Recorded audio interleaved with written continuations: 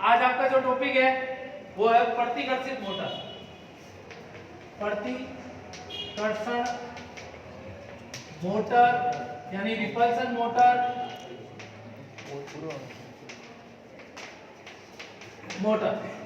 प्रतिकर्षण मोटर आप सबको पता है प्रतिकर्षण के सिद्धांत के ऊपर कार्य करती है। प्रतिकर्षण का आपको पता है चुंबक वाले में आप पढ़ गए हैं, समान ध्रुव एक दूसरे से प्रतिकर्षित होते हैं। समान ध्रुव एक दूसरे से प्रतिकर्षित होते हैं और असमान ध्रुव एक दूसरे की ओर आकर्षित होते हैं, ये सबको पता है।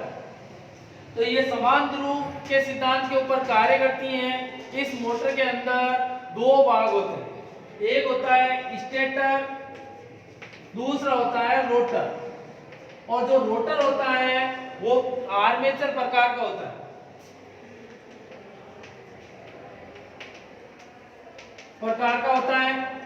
इस मोटर को कम्यूटेटर मोटर की तरह लेते हैं या कम्यूटेटर मोटर की श्रेणी में इसे रखते हैं। कम्यूटेटर लगा हुआ है इसलिए कम्यूटेटर की श्रेणी के अंदर इस मोटर को हम लेते हैं।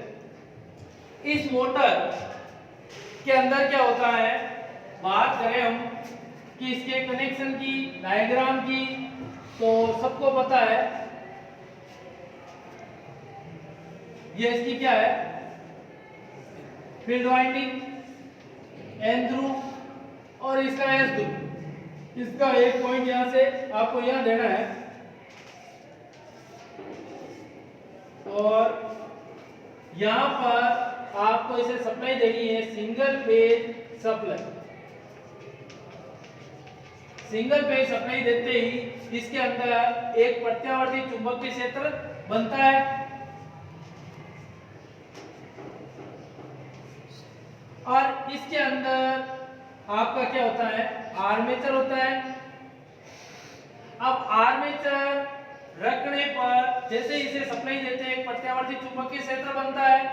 अब प्रत्यावर्ती चुंबकीय क्षेत्र बढ़ता है, एन के प्रभाव में आते हैं और एस के प्रभाव में आते हैं।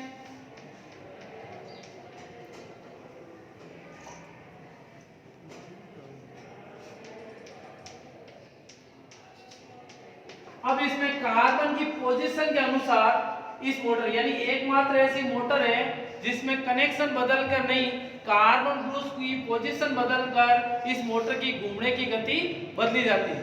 अब कार्बन ग्रुप की तीन कंडीशन हम ले रहे हैं। फर्स्ट जो कंडीशन होगी, ये एक चुंबकीय क्षेत्र है। इस चुंबकीय क्षेत्र के यदि मैं या लंबवत लेता हूं, लंबवत समांतर है, तो इसके अंदर इधर भी बल तो इसके ऊपर टार्क पैदा नहीं होगा। और यदि मैं इसी प्रकार से एक और डायग्राम से आपको समझाऊं, एन ध्रुव एस ध्रुव इसके लंबवत रखूं मैं इसे, एन ध्रुव एस ध्रुव, तो इस कंडीशन में भी इसके ऊपर किसी प्रकार का बल टार्क पैदा नहीं होगा। अब जैसे इधर और इधर बल लग रहा था, इसके अंदर भी किसी प्रकार का बल नहीं लग रहा। और तीसरी कंडीशन मैं लूं,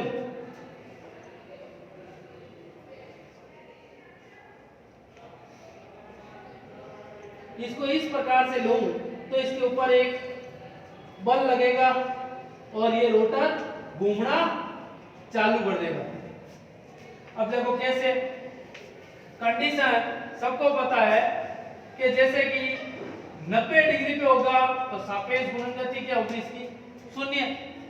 180 पे होगा तो इसकी गुणन गति क्या हो रही है, शून्य हो रही है। तो तीन कंडीशन ले रहे हैं, 0 डिग्री, 20 डिग्री और 45 डिग्री। तो 0 डिग्री पर इसकी सापेक्ष गति क्या होती है, शून्य। क्या हो रही है, शून्य। और 20 डिग्री पर ये निर्धारित घूर्णन गति पर काम करती है। निर्धारित गति रनिंग टॉर्क पर ये मोटर कार्य करती है और जो 45 डिग्री होगी वो मैक्सिमम स्पीड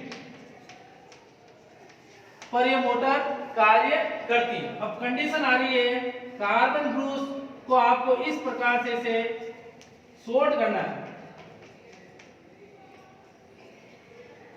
जैसे ही आप इसे शॉर्ट करोगे यानी ये स्क्वेयर केज मोटर की तरह कार्य करेगा, यानी पूरा कम्यूटेटर क्या हो जाएगा, इसका शॉर्ट हो जाएगा। और शॉर्ट होते ही ये एक स्टार्टिंग में तो प्रतिकर्षण के सिद्धांत पर जैसे ही शॉर्ट करते हो और ये रनिंग में आती है तो ये इंडक्शन के सिद्धांत के ऊपर मोटर कार्य करने लग जाती है।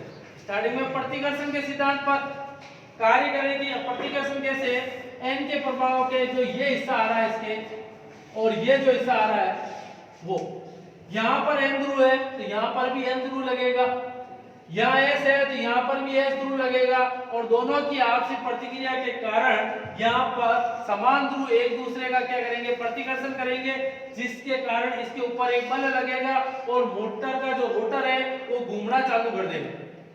मोटर का जो रोटर है वो घूमना चालू कर देगा। अब इसकी कंडीशन, तीन कंडीशन होती है। इस गति पर शून्य बल लगता है, लंबवत में शून्य बल लगता है और यदि इसे मैं 45 ले लूं, अल्फा 90 डिग्री 2 अल्फा 90/2 तो ये 45 डिग्री, यानी इस कार्बन ब्रूस की स्थिति यहाँ है तो ये अधिकतम गति पे चल रही है।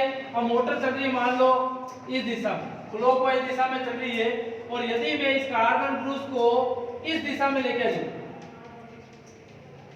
यानी इनको इधर लेके आ जाऊं तो मोटर के घूमने की गति क्या हो जाएगी, बदल जाएगी। मोटर के घूमने की गति बदल जाएगी। एकमात्र ऐसी मोटर है जिसकी घूमने की गति हम कार्बन ब्रूस की स्थिति बदल कर सकते हैं।